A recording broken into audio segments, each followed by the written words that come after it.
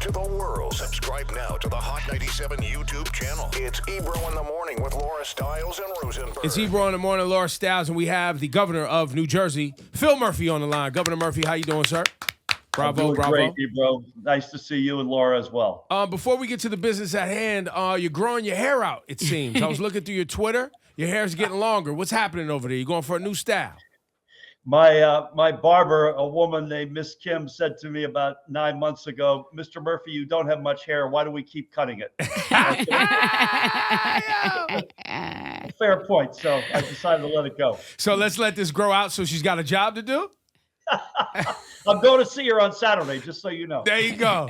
There you go. Well, listen, man. It's not about your hair. It's about the work. You know what I mean. And I appreciate some of the work you're doing. I want to get into some of those items. The first one I have, and the reason we asked you to come on, I have been railing Easy Pass, New Jersey Easy Pass, New York Easy Pass. I can't find who's in charge, and people, including myself, are feeling trapped by Easy Pass because you can have an account, your account can be active, you can have your replenishment balance there, but if you go through a toll in, let's say my account's in New Jersey, but I go through a toll in New York not only charges me the toll that didn't get, triggered by my pass, but then I get fees on top of that. And so I get a bill that's basically for like $50, $52, $65, whatever. I have a few months to respond, but the only way that I can fight it is to put it in a P.O. box and send it up to upstate New York and Albany and hope that they waive the fee. And that's kind of like, so you're flying blind. You don't know if you're good. You don't know if you're bad. You don't know what's going on. I know people that have gotten so much Easy Pass fees that have New York, and they have a New York account, but they travel to Jersey every day from work. Jersey wasn't charging their account, and they got so many fines that they didn't know about that their car got stuck in New York. Hey. And they couldn't travel to Jersey for fear that their car would be taken. So you, sir, have stepped in, and your administration, with a new policy for at least for the state of Jersey, which is what? Yeah, I mean, we're not going to do that to that person. We're not going to rip their eyes out unwittingly. We normally have a good rap with New York. The Port Authority is a bi-state authority. That's the nexus of our relationship with New York. So this is something that when you raised it with me is A, was news to me on the New York side in particular, and B, we got to make sure we're not ripping people's eyes out without period, but also being transparent about what they're charged, which we will do. Well, so according to what I read in the policy that was recently, or that you're putting forward in New Jersey, is the state of New Jersey, the Easy Pass Authority there, will, if you have an account in New Jersey, when fees come up, they will first check to see if you have an actual account before they send you a bill with the fee, correct? That is correct. How do we get New York State and New Jersey to communicate? Because if I call New Jersey Easy Pass, they don't speak to New York, and New York doesn't speak to New Jersey. And that's where the discrepancy is, because if my account is in either state, then New York's not going to charge my New Jersey account, and New Jersey's not going to be able to check my New York account. How do we fix that for the people? That's the part that is, frankly, surprising to me, if not shocking, because, as I say, we have to deal with New York every single minute of every day. So I'm gonna run that down for you, because that's not right. The left hand has to know what the right hand's doing, and it normally does work, but in this case, it clearly isn't working. Yeah, because if I call, which I have, and I've been on this on the air for probably how many months, y'all? Six. It's been a while. It's been a while? Yeah, it's been if a while. I call, like if I get a bill from New Jersey side, or if I get a bill from the New York side, because I have an account in Jersey. I got that right? Yeah, my account's in Jersey. And I get a bill from New York. If I call the New York Easy Pass, they're like, hey, we can't see your account in New Jersey, so yeah, man, that's not right. We got to fix that. All right. right. So now can we get Kathy Hochul on this? Did the governors talk? Yep, we talk all the time. I've got a very good relationship with her. So, but this is one that is we got to get it fixed. It's not right. Yeah. Now, I appreciate you for that, and I'll be following up with you on that. You correspond very well. Look, I could text Governor Murphy, me. I know. And That's he'll pretty hit me awesome. back. It's pretty awesome. Governor Murphy, I saw that you tweeted that you joined a multi-state Reproductive Freedom Alliance. It's 20 governors that are representing more than half of all Americans. Please talk to me about this, because I'm just, to me, as a woman, it's so important to protect abortion rights. But talk to me more about this. Yeah. So, Laura, this is, as you rightfully point out, it's about 20 states. California, Gavin Newsom, to his credit, led this.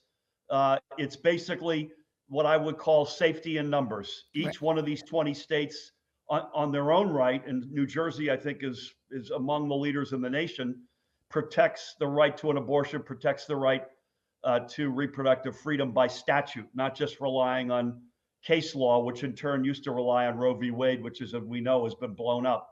So the notion is, if we band together, we could get potentially one of those 1 + 1 = 3 outcomes. We have a bigger megaphone, we cast a bigger shadow. By the way, you put California, New York, Illinois, New Jersey together right there. You've got, something like 75 million Americans from those 4 states alone.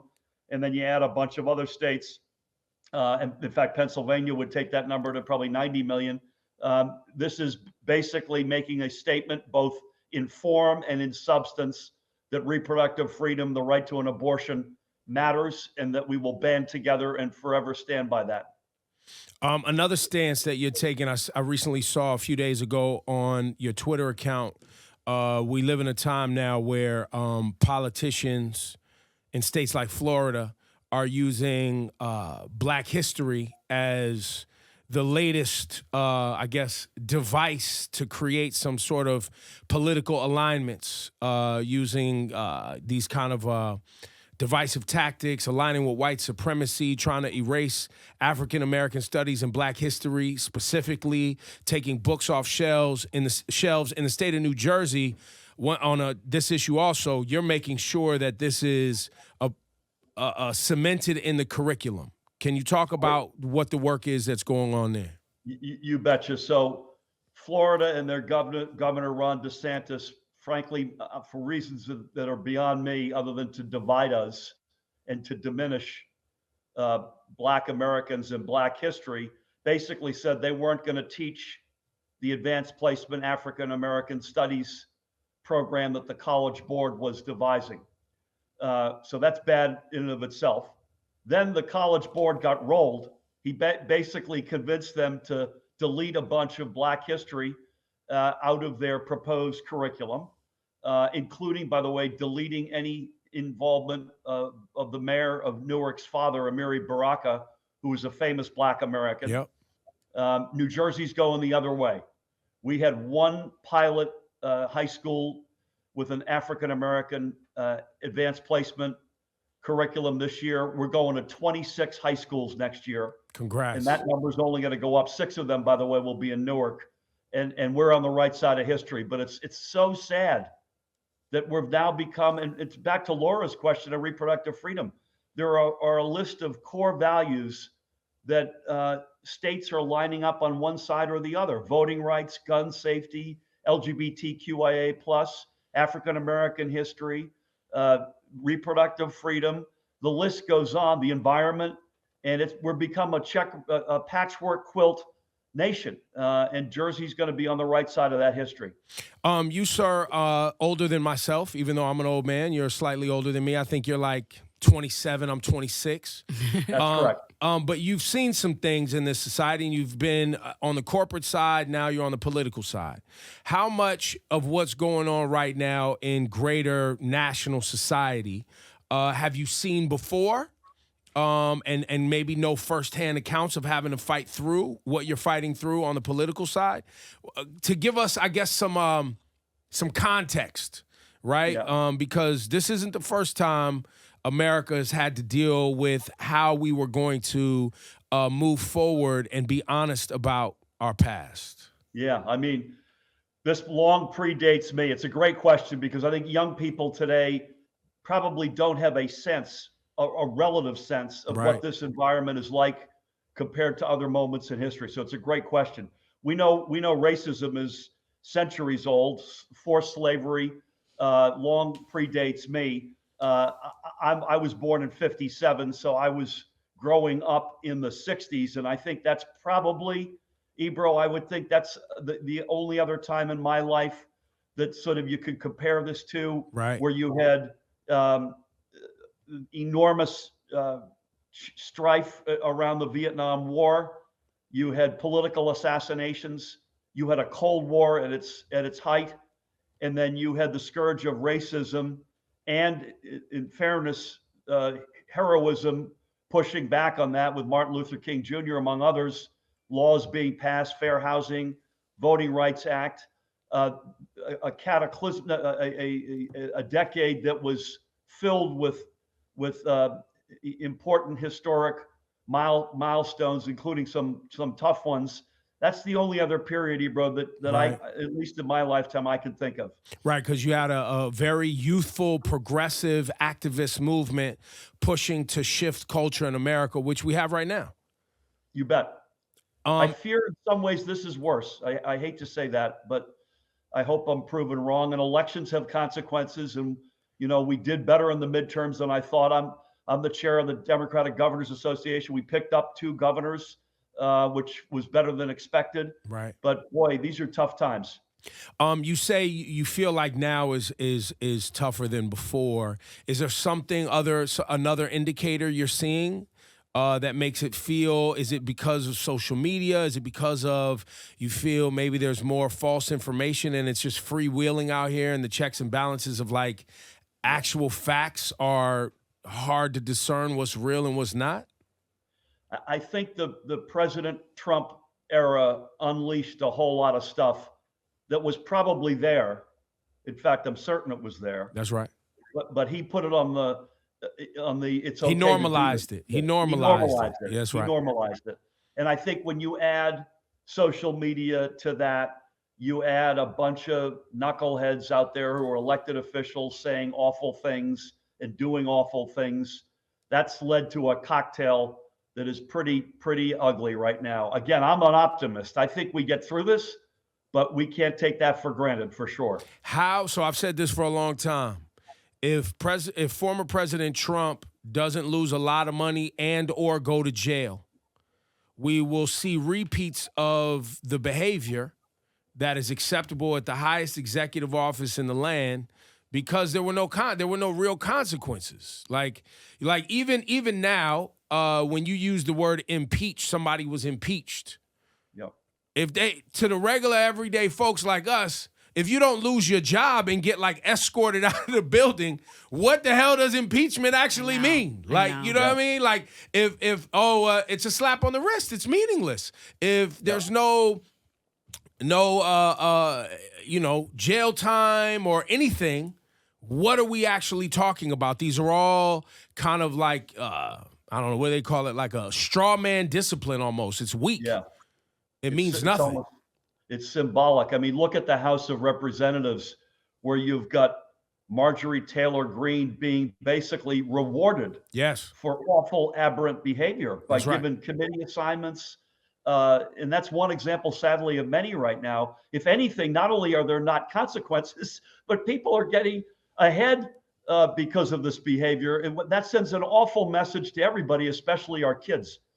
So do you, seeing you join forces with 20 other governors around, abortion rights and protecting women's rights to choose, seeing you step forward with the initiatives around Black History Month and teaching the history of Americans who happen to be Black and making sure those curriculums are expanded, are we living in a time where it is so much more important to be focused on local politics than ever before, so you can protect what's going on in your children's school, in your backyard, in your state, in your county, in your city, more than it is about the fight of what's going on the federal level? Or is it both?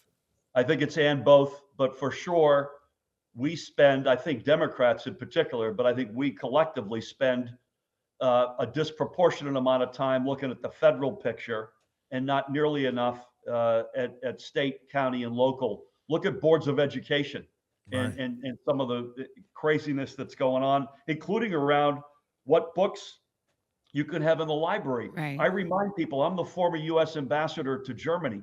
They banned books in Germany in the 1930s. That's not a road we want to go down. We may not like the book, we may not agree with it, it may be offensive, but the fact is we owe our citizens the whole truth and nothing but the truth, whether it's good, bad, or ugly. How is business with regard to cannabis? It's now been about, I think, a year since the bill was passed for recreational in the state of New Jersey. Yeah, I'd say it's oh, sorry. I was just going to say, you've connected me with the head of the cannabis organization in New Jersey. I forget the young lady's name. I want to shout her out. Diana Huenu. There you go, Diana, Yep. and they're all of their work. So I've been watching the work, but Yep.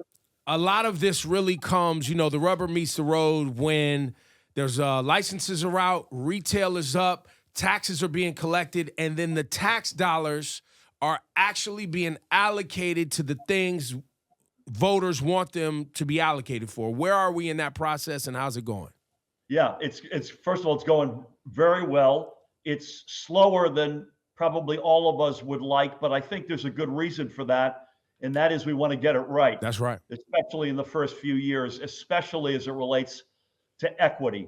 So there are about 40 something, if my memory serves me, medical marijuana licenses out there. That's been legal in Jersey for a number of years. We opened that up dramatically in our administration, but that's been around.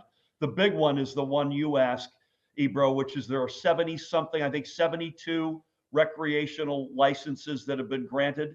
And I'm proud of the fact, I think about a quarter of them are owned by persons with prior convictions, and about half, just about half are by minority certified owners, which is exactly the reality we wanted.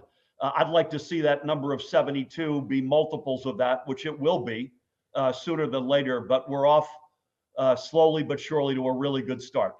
What is the response from some of the naysayers that were impeding the progress and the possibilities early on? What's been the feedback from communities, both good and bad? What have you heard?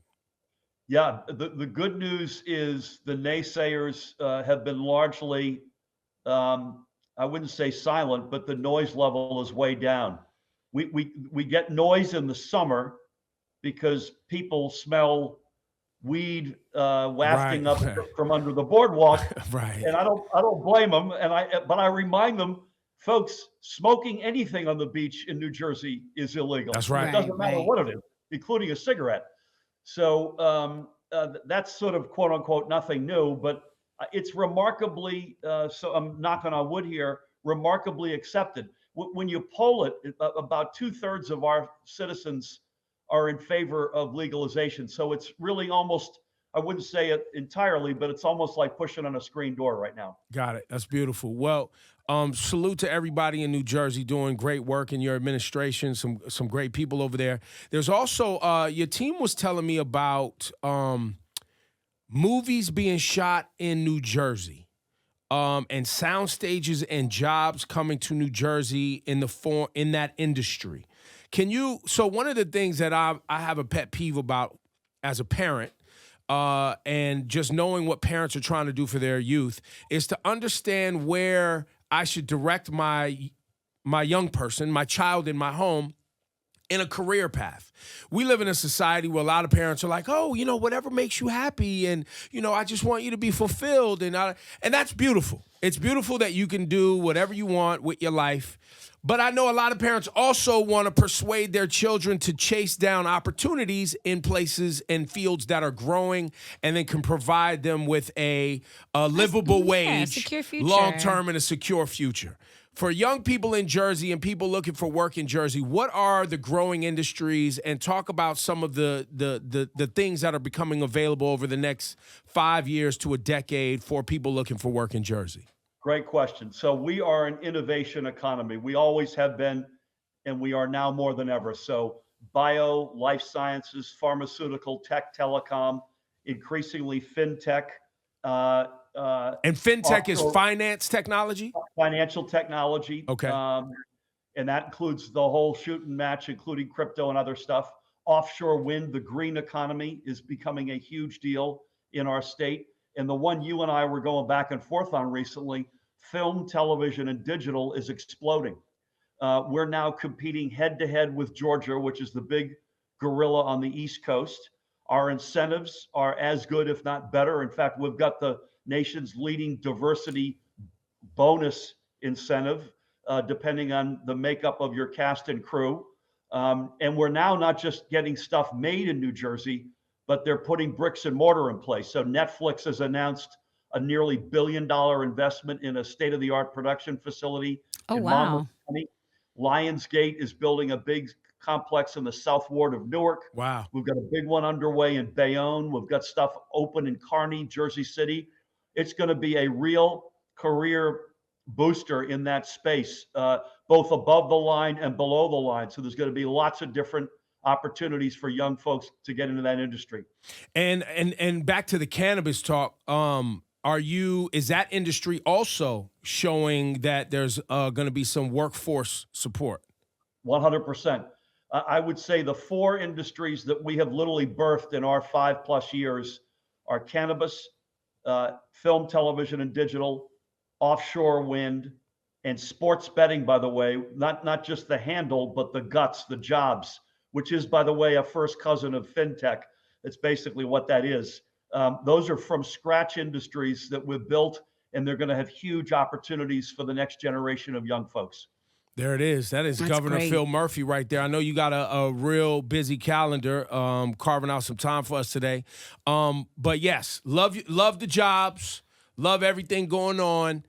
Coming back to you on this Easy Pass, because this is cracking people in the head every day. And you know how stressful it is when you think you're doing everything right, and then you open up the mailbox and you have 20 orange envelopes and a tab of like $3,000 in fees. You kind of start to panic. Yeah. Who could blame you? I'm getting on the phone with my team the minute we hang up here, I promise you. Appreciate you. Governor Phil Murphy, Thank you, one Governor. time, state of New Jersey. You running for president? Is that where we're going? No, I'm not, but I love you. See you later, sir. Thanks for having me, Bye, guys. Governor. Take care. Take care. See you, Laura.